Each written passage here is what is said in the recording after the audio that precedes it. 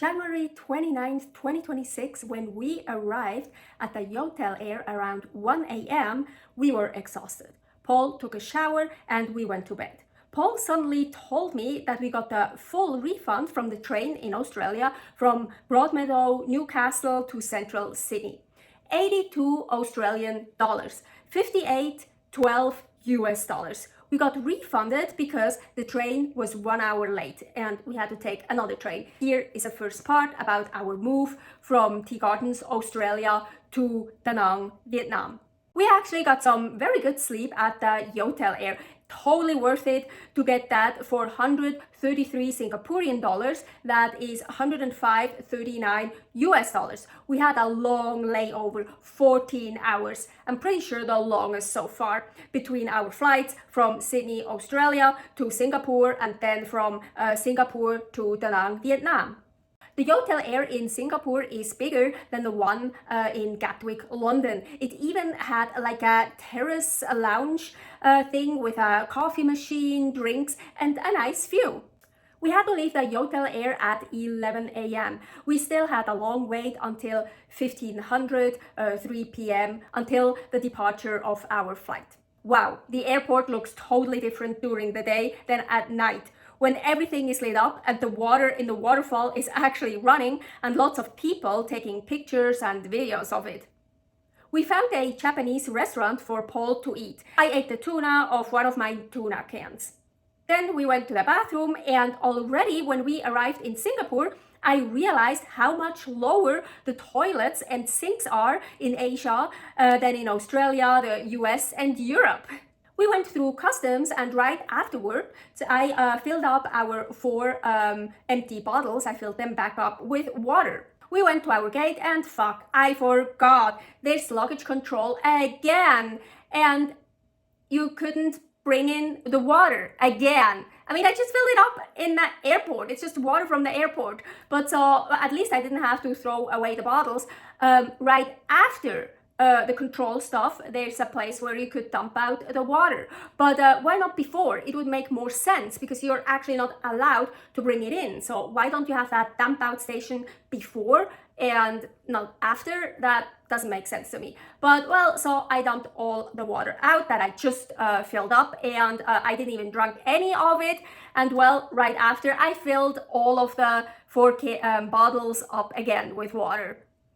Oh, and before, so when we got to our gate, before we went through the control stuff, Paul, as soon as we got there to our gate, Paul wanted to get a coffee. He had to walk so fucking far to get a coffee, but actually he couldn't get one because I started texting him, hey, they're letting people go through the control. You need to come back. And it took him a while, so he had to walk all the way back, so he couldn't even get a coffee. Really stupid design. It's like too far away from the gate. Again, we were the very first to board. This flight was very full. I saw only 2 empty seats. The plane left ground 15:44, 3:44 p.m. Delayed. Departure time was supposed to be 1500, 3 p.m. I don't care. We didn't have anywhere to be at a specific time. I ate a second can of tuna. They're small, very practical for traveling. I scooped it out with my home-dried pork. Later, I also ate from my dried beef. Yeah, that's my travel food when I can't have fresh pre-cooked food. Canned tuna and dried meat. Paul wanted to get a coffee in the airplane, but he couldn't have put it on his table. This airplane was much smaller than the other one. Also the seats, so it was really tight for Paul. I told him he can put the coffee on my table, but he thought it would be too risky and he got a Coke instead, what I really don't approve of. Yes, we were really cramped up on this plane, but it was just a 2.5-hour flight. I was so overjoyed and happy that we each got a 3-seat row to ourselves on the previous 7-hour flight. So who cares about the 2.5-hour flight? We arrived in Da Nang, Vietnam around 6:17 p.m. local time. We were supposed to arrive at 4:35 p.m. We sat in the second last row of the plane. We were the second last to leave the plane. While we were walking to the airport, I saw through a window the streets underneath us. Oh, they drive on the right side again. I'm so used of being in countries where they drive on the left, so it was actually weird seeing them driving on the right again. We got in line for passport control. So there were 4 lines for all passports, and of course we chose the one that was the slowest, by far the slowest.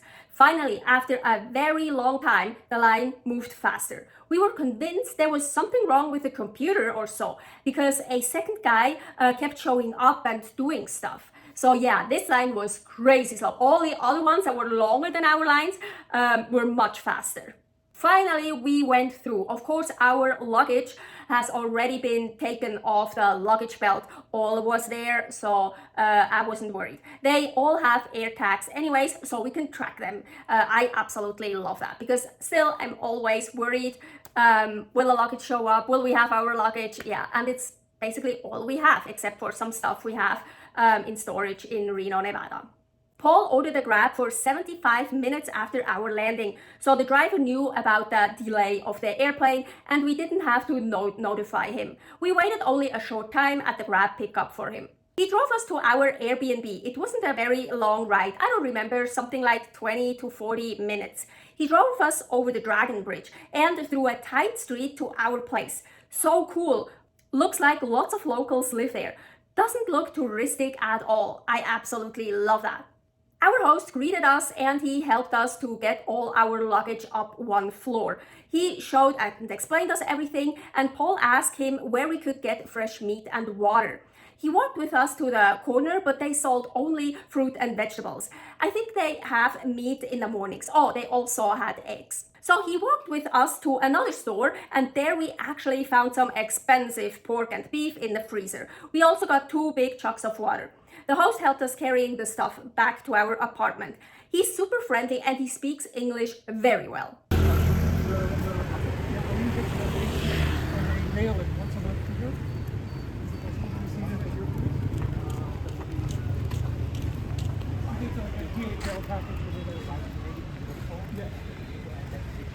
Yes.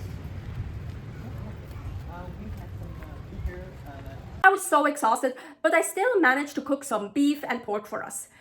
Shortly after, I passed out on a super comfortable bed. I love hard beds. Da Nang, Vietnam. We finally made it. Even before our Nomad Life started on March 30th, 2024, we decided we really want to go to Da Nang, Vietnam. And that was a place we were looking forward to most to see. So finally, we made it and we were there. Stay happy, stay healthy, stay excited.